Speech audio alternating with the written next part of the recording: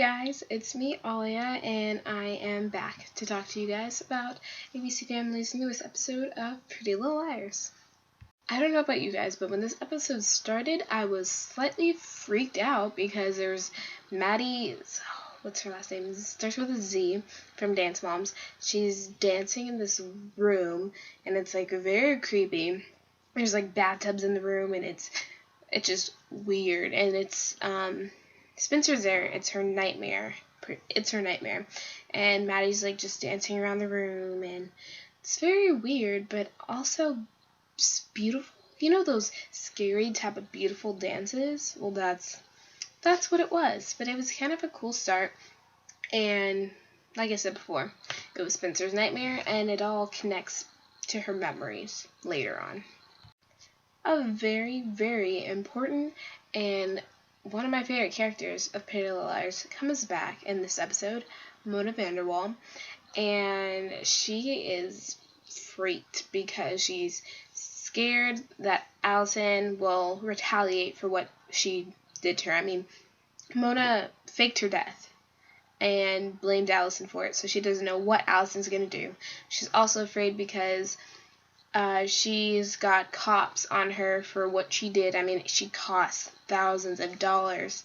So she's very scared, but my girl is back, so I'm happy. Since there's all this new information being put into this new case against what Mona did, her friend Leslie, who testified for her and against Allison in court, is back, and the chick is crazy. She's salty because she talked well about Mona, and now Leslie is getting thrown under the bus for talking well about her friend.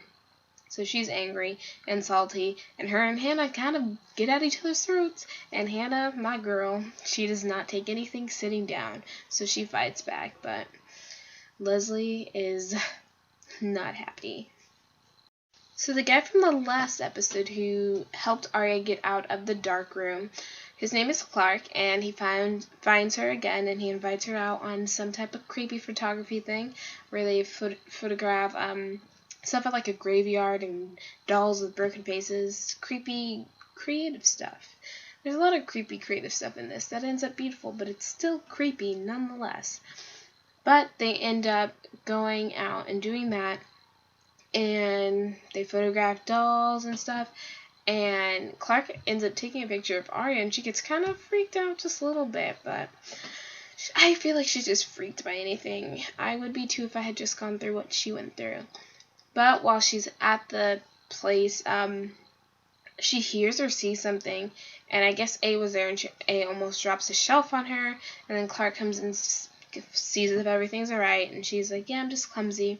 And then she figures out that Clark took a picture with A in it, and so she has to try to get those pictures back. Well, not back, she has to try to get those pictures to see what they can figure out about A from the pictures. And honestly, I thought the pictures were going to be much more revealing, but they weren't. So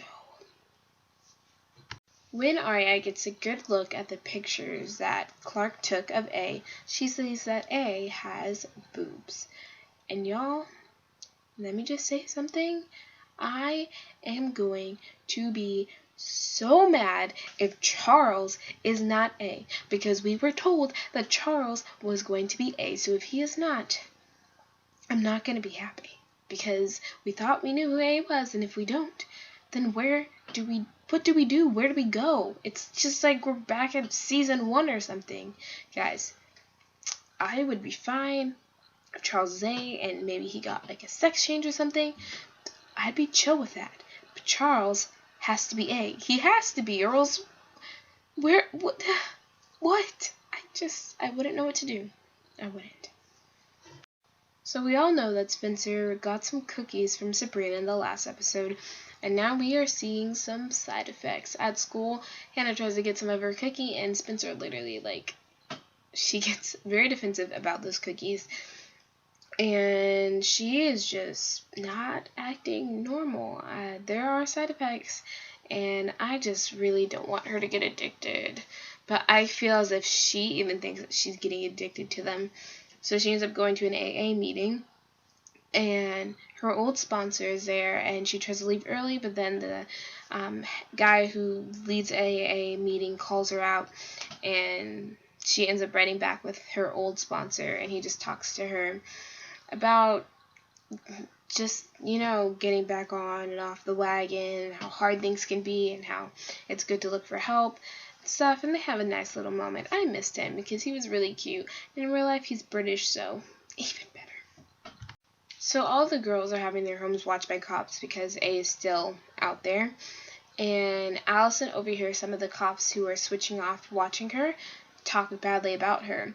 So she tells her father, and he's just like, well, you do bad stuff, and people are going to talk badly about you. And I'm just like, this is your kid. Like, what? No. You need to defend her, but he doesn't. She ends up, Lorenzo ends up coming to her house, and he tells her that he has talked to people about allowing her to lead the girls' soccer group for the church, and she's like, well, I don't know, and and then Allison's father comes over, and he ends up kicking Lorenzo out because he's salty, and Lorenzo and Allison are getting pretty close, guys. Lorenzo is on the rise. I see it. But later, he comes back to her house, and he mentions that he got a new cop to watch her instead of the one who was insulting her, which was really sweet. And then, guys, they kiss. Lorenzo kisses, and I'm just like, oh, I love it. But then her dad shows up. Bad timing. Oh, just bad timing. And he gets mad at her, but I don't care because Lorenzo is now a real thing. The girls are really trying to get back into Radley, and they want Mona to help them, but she's too freaked to do anything. But honestly, Hannah, smart girl, does not believe Charles is dead because she hasn't seen a body. So they really just want to get into Radley and see what they can find out about who Charles is or just anything about him. Oh, no. Like I said before, the girls wanted to get into Radley with Mona's help, but since Mona can't help them, they're just going to do it themselves. So Hannah and Spencer, who seem to be doing all the dirty work nowadays, just saying, they go to Radley, and Spencer sees a dancer that in her dream on a poster in Radley, so she realizes that she had initially thought she saw the girl in the dollhouse, but now she's realizing that this girl is from Radley, and most of the doors are locked, which is weird, but they keep searching for an open door, and they find one, and it's got the bathtubs, it's the room she saw in her dream, and they're investigating. They don't really find much paperwork, but they do see a creepy CPR doll in a bathtub, water. Guys, this is the thought I had. So, if Charles supposedly tried to drown Allison when she was a baby, what's the coincidence that there is a creepy CPR doll in the bathtub? Just saying, keep that thought on your mind. So, in this episode, Sarah is having some trouble with her mom because her mom calls her drunk saying that she wants her back at the house, but Sarah doesn't want to because she doesn't like when her mom is drunk. So Emily suggests that Sarah get emancipated, and they go to Caleb for help because Caleb was emancipated, and he's trying to help them get through the paperwork.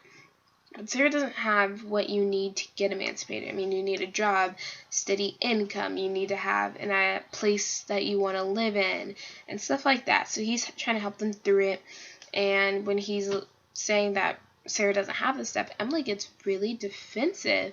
I'm just like, well, dang, Em, he's trying to help you out. Cool it, girl.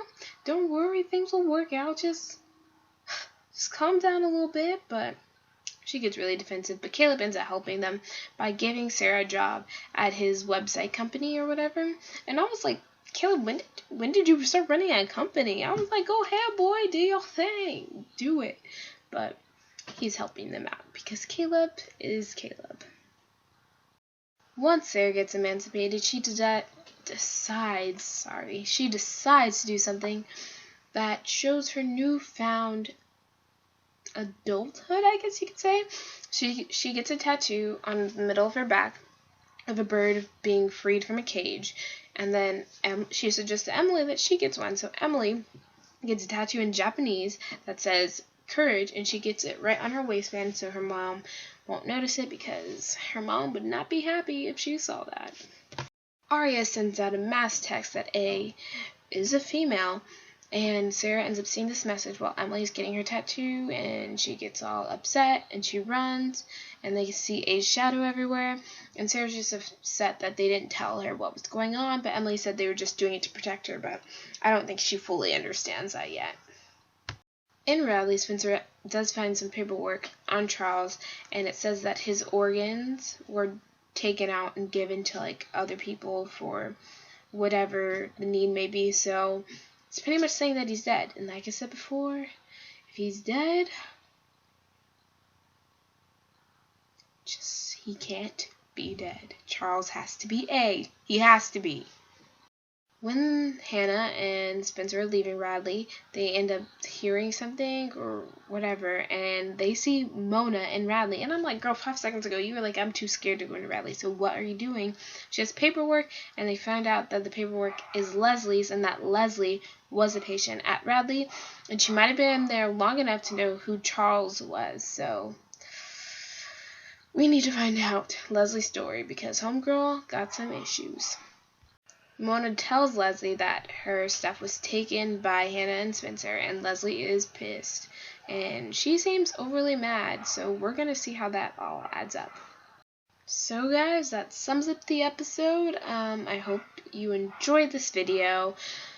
Pretty Liars are getting really good, but I'm serious, guys. If Charles is not A, I'm going to be so mad.